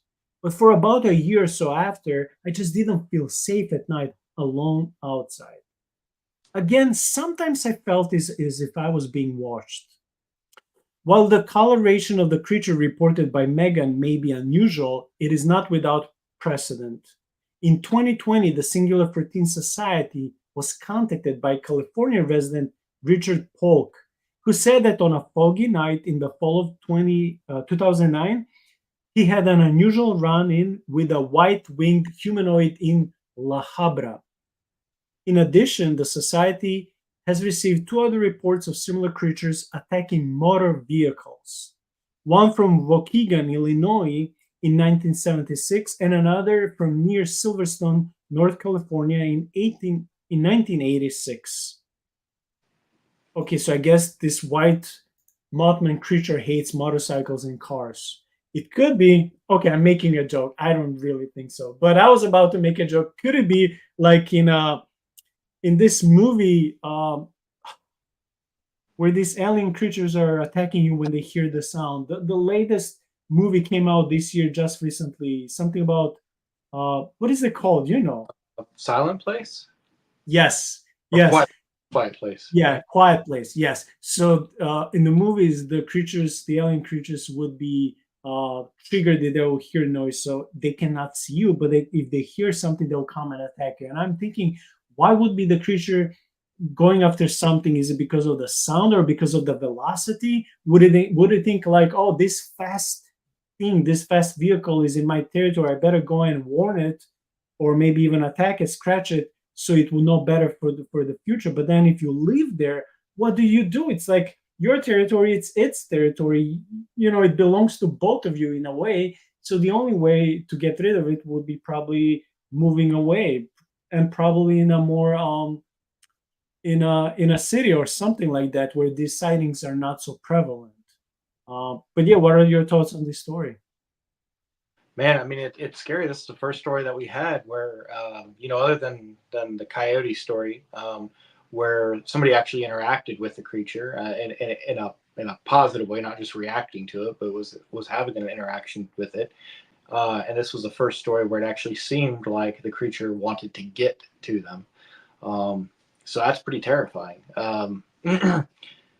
I think that it really it shows that especially with the scratches on the vehicle, the remembering that it was traveling at 80 miles an hour, the fact that we have included with the story a map that shows about where the sighting happened. I mean, this kind of lends a lot of credence to the fact that these things are out there. These people are experiencing these things. It's not just a bunch of people that are having, a bad acid trip or something. These people are really looking for answers as to what these things are. Yeah, two things that they're the last things for me important, relatable to this story. First is, dude, why did you play with the Ouija board? It only got worse after that. With all this fear, you feel someone is watching you. Like, why do you think? I mean, but it's interesting. Okay, it is interesting because usually people who play with Ouija board, you can see more of the demonic attacks would happen to people. But actually, in her story, Megan said that the entity, because I don't know if it was a ghost, told them to get out. My question is, was that a true and good warning, or was it malicious and in order to hurt them? Get out so you can be attacked, or get out so you can save yourself? Very tricky. I can't tell because I don't know. We don't know all the details of the story because I cannot expect an angel to communicate through the Ouija board, right? It's a vessel for the occultic. Yet, if she stayed alive, was it because she got warning? And if so, then who sent the warning? Because the demon wouldn't warn you to save your life. It's like it's a big puzzle to me. That was the first thing, and the second thing, that the creature was described as white. Usually, in all these stories, most of these cryptids are described as dark or dark gray or brownish or something like that. Like this is the first quote unquote albino cryptid, flying cryptid that we're encountering. So these are the two, like I said, last interesting details about this story. And I don't know how to reconcile them with the Ouija board that told them get out and with just white cryptid. Yeah, I mean, I think that the get out. We commonly hear that. That's a very common phrase that is either received through Ouija board, received through EVP. That's one of the more common phrases that they'll receive from the spirit world is get out, and it's like this is my domain, like you don't belong here. The weird thing is that it's happening in a human domain. So, a house, a domicile, this is the human area. And so for the spirit to be saying get out, it's basically saying this is mine now. You've relinquished your rights to this place. So, yeah, I think that I think that it's totally malicious, and that it's just clearly stating what it wants. This is mine. This is not yours. You've given it up, and if you stay here, I'm going to hurt you. Sean, I truly, truly enjoyed these 6 stories. The first one took us 35 minutes, and I was thinking, dude, this episode will be between 2.5 or maybe 3 hours to cover all 6 stories. But then we sped up and we covered all 6 stories in just a little less than 2 hours. I truly enjoyed, and no wonder the audience wanted us to take a break from video games, go back to our eerie encounters. But I just want to say, next Friday, Sean and I will be covering a new video game. Okay, Mm-hmm. it will be a shooting horror kind of. I think it has to do with cosmic horror and maybe not necessarily Lovecraftian stuff, but it seems to come in that domain. And I think the game is called Forgive Me Father, which is the sequel, the second part.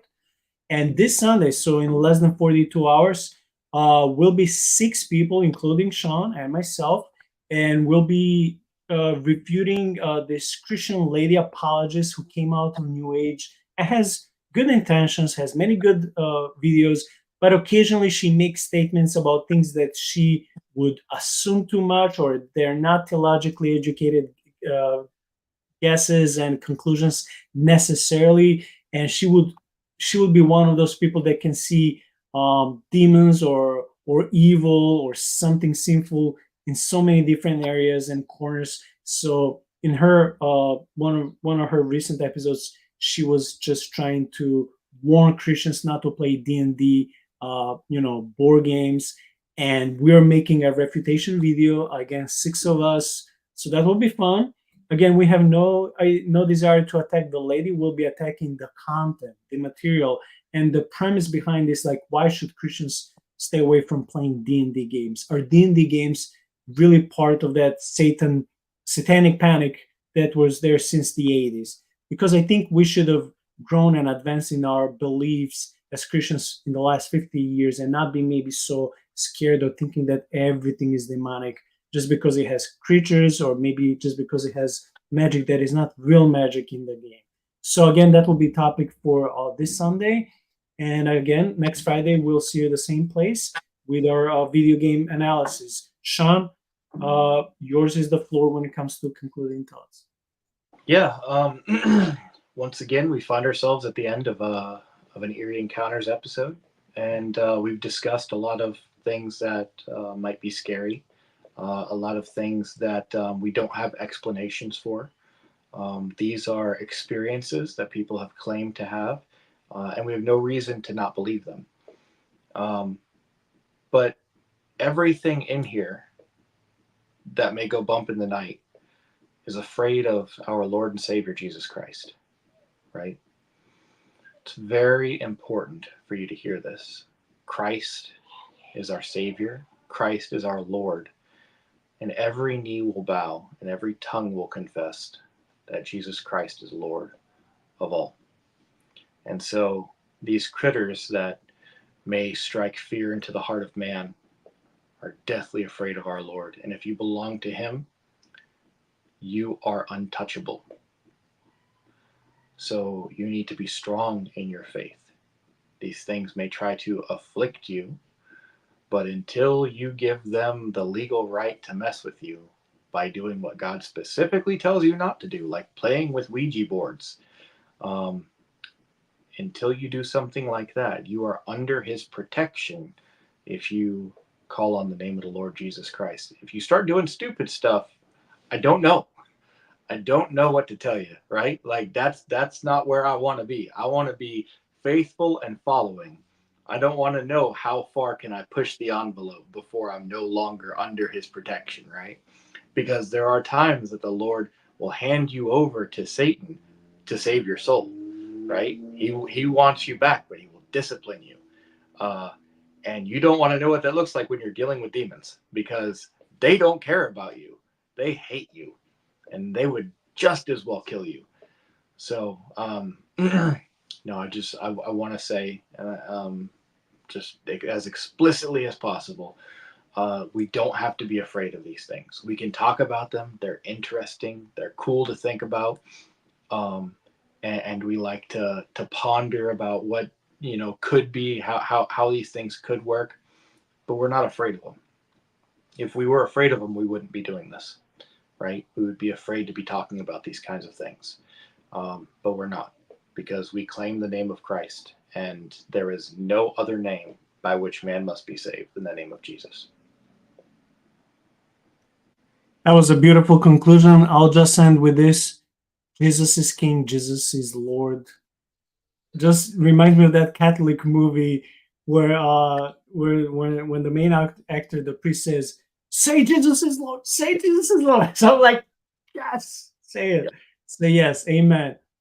Thank you for your time, Sean. God bless. We'll see you in 2 days, and we'll see the audience. If you guys have any questions or you want to think about when it comes to the questions to our D&D episode on Sunday, come up with questions. You can, just shoot them during the live section, and we'll be happy to address them. That being said, God bless all of you. Serve Jesus even when you fail. Don't forget that he still loves you. There's always another chance for repentance. Run to him. Don't allow your guilt to put you back. We all deal with guilt, but just know there's always reconciliation and restoration in the light. But come to the light. Just address everything to the Lord. He already knows. Tell him, God, I just messed up again. Please heal me. Please forgive me. Give me strength for the next day. God bless you. See you in 2 days.